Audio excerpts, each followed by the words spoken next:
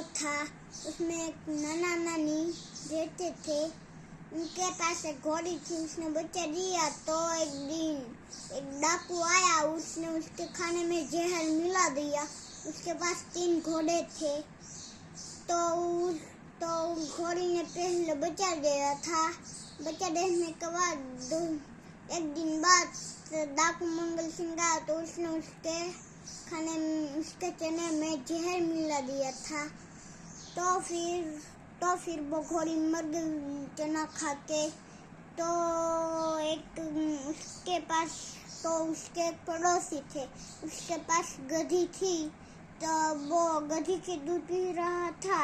तो नाना नानी ने देखा और सोचा कि ये इसका दूध पिएगा तो ये भी गधा ही बन जाएगा। तो उसने हटाया।